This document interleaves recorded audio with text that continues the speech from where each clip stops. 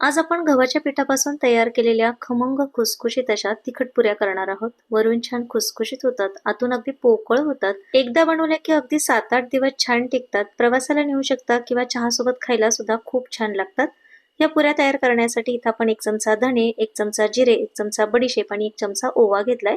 हे सगळं आपण आता मिक्सरच्या भांड्यामध्ये घालून घेऊया। त्यामध्ये 3 हिरव्या मिरच्या, 1 लसणाची कुडी घालायची, अर्धी वाटी पाणी घालून याला वाटून घ्यायचं। आता पीठ मळून घेऊया। मेजरिंग कपाने मोजून 2 कप एवढं गव्हाचं पीठ घ्यायचं। त्याच कपाने मोजून अर्धी वाटी बेसन पीठ घ्यायचं। अर्धी वाटी बारीक चिरलेली कोथिंबीर, 7 ते 8 कढीपत्त्याची पाने, चवीप्रमाणे मीठ घालून घ्यायचं। लाल काश्मीरी मिरची पावडर घालायची, हळद घालायची, हिंग घालायचं, वाटून घेतलेलं वाटण घालायचं।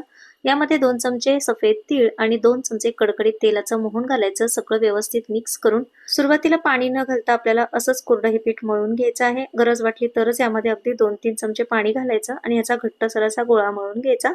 गोळा खूप जास्त घट्टही नको आणि खूप जास्त पातळही नको, या पद्धतीने गोळा तयार करून घ्यायचा।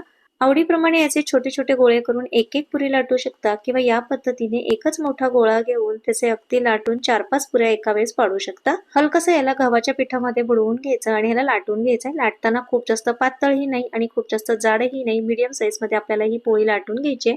आपण चपाती ज्या पद्धतीने करतो ना, अगदी त्याच पद्धतीने पोळी लाटून घ्यायची आणि एखाद्या कटरने किंवा ग्लासाने ह्याला असं कट करून घ्यायचा। पुरी खूप पातळ लाटली तर ती कडक होते आणि जाड लाटली तर ती टम्म फुगते, पण ती नरम पडते। जर तुम्हाला खुसखुशीत पुरी हवी असेल तर अशा मीडियम साईज मध्ये पुऱ्या लाटून घ्यायच्या। एकाच वेळी सगळ्या पुऱ्या तयार करून घेतल्या। तेल गरम करायला ठेवलेलं आहे। तेल मीडियम गरम झालं की यामध्ये पुऱ्या सोडून घ्यायच्या।